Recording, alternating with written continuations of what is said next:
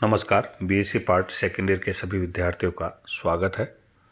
Physical chemistry की class में आज का टॉपिक है एक्टिविटी एंड एक्टिविटी कोएफिशिएंट।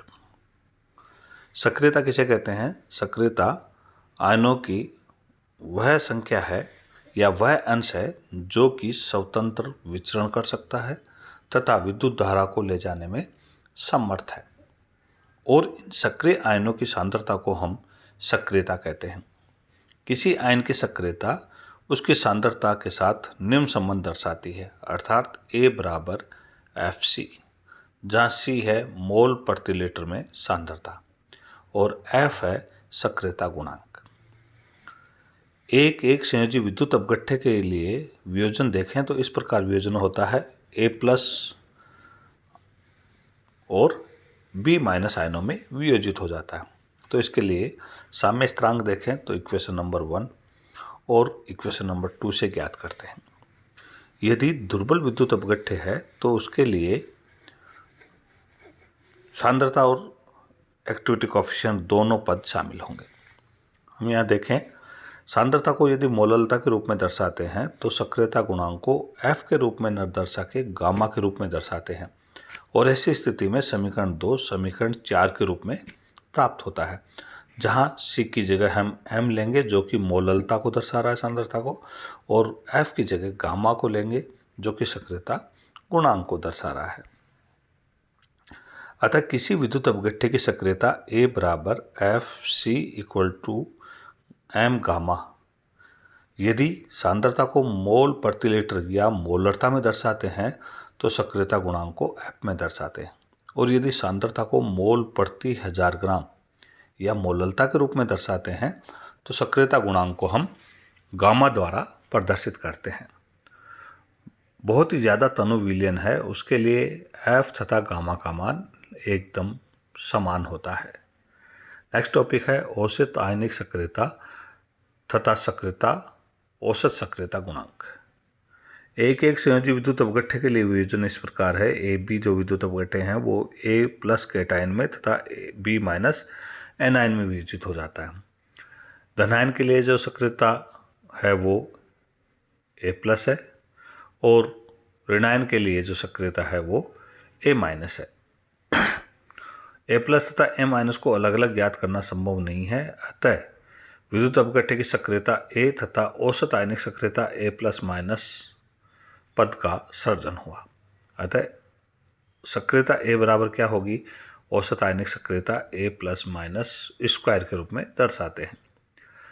अतः एक सामान्य बहुत संयोजी विद्युत अपघट्य को देखें तो समीकरण 2 के अनुसार वियोजित होगा, अर्थात धनायन के X मोल बनेंगे और ऋणायन के Y मोल बनेंगे। ऐसी स्थिति में इनकी जो सक्रियता होगी A बराबर A+ की घातांक X इंटू A- की घातांक Y, अर्थात A+ जो कि औसत आयनिक सक्रियता है की घातांक X+Y। Equation number 3। अगर माना कि हमारे पास जो विद्युत अपघट्य है वो है AXBY, तो उसकी मोलल सांद्रता M है, तो ऐसी स्थिति में A बराबर क्या होगा? M gamma.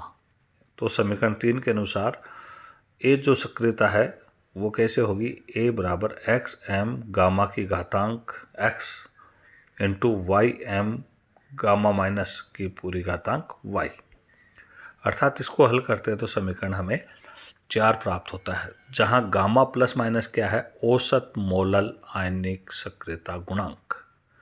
नेक्स्ट टॉपिक है आयनिक सामर्थ्य।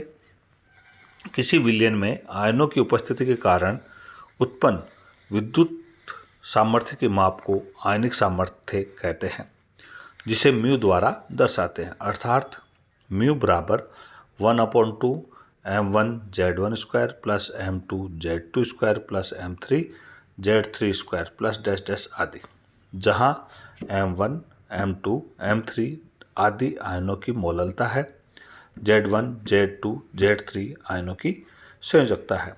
यदि हम कैल्शियम फॉस्फेट लें और उसका विलयन है हमारे पास 0.1 M, तो आयनिक सामर्थ्य होगी कैल्शियम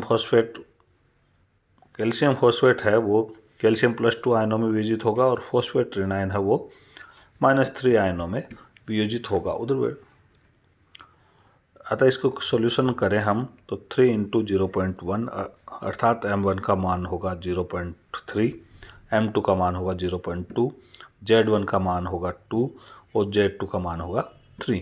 अतः आयनिक सामर्थ्य यदि कैलकुलेशन करें तो म्यू बराबर 1/2 प्राप्त होता है। इस प्रकार इसका कैलकुलेशन करेंगे।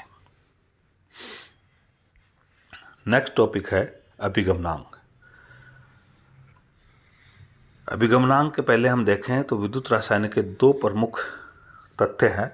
पहला तथ्य है कि कैथोड व एनोड पर मुक्त हुए धनायन व ऋणायनों की संख्या सदैव बराबर होगी, और दूसरा तथ्य है विभिन्न आयनों की गति भिन्न भिन्न होती है।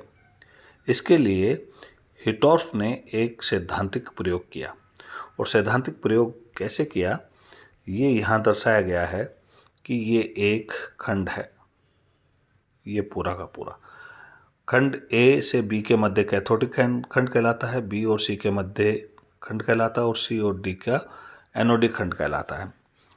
ए खंड की तरफ कैथोड है और बी खंड की तरफ एनोड है।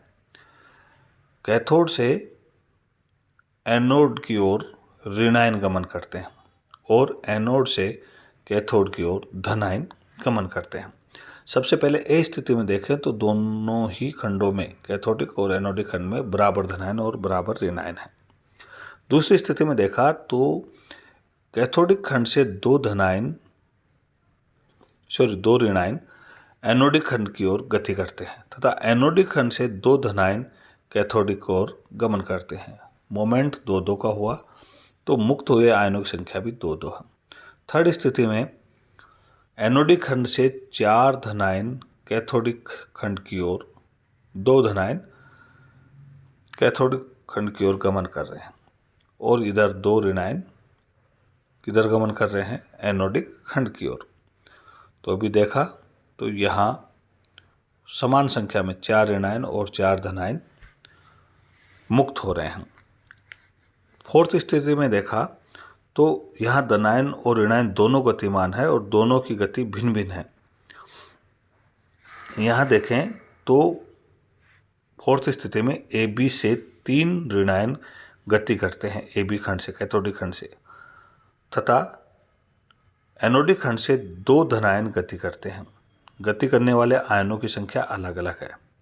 इस प्रकार यहाँ ए बी में धनायनों की संख्या 8 हो जाती है तथा ऋणायनों की संख्या 3 ही रह जाती है। अतः यहाँ 5 धनायन मुक्त होते हैं।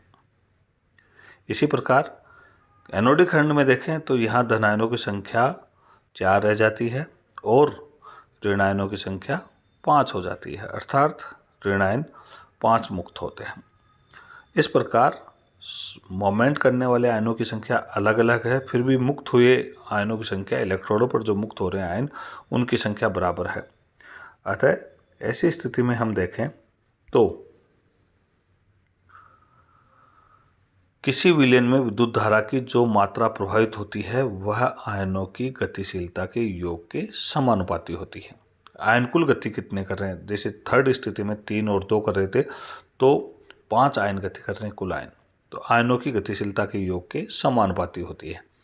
एक आयन के द्वारा जो विद्युत की मात्रा ले जाई जाती है वह उस आयन की गति के समानुपाती होती है, अर्थात कुल प्रवाहित विद्युत धारा का वह अंश जो प्रत्येक आयन द्वारा ले जाया जाता है उस आयन का अभिगमनांक कहलाता है। जैसे धनायन का अभिगमनांक बराबर धनायन के द्वारा ले जाएगी धारा अपॉन कुल धारा। धनायन के अभिगमनांक को T+ से दर्शाते हैं, धनायन द्वारा ले गई विद्युत धारा को U+ से दर्शाते हैं और ऋणायन के द्वारा ली गई विद्युत धारा को U- से दर्शाते हैं तथा ऋणायन के अभिगमनांक को T- से दर्शाते हैं। तो धनायन का अभिगमनांक समीकरण इससे ज्ञात करते हैं और ऋणायन का अभिगमनांक इससे ज्ञात करते हैं।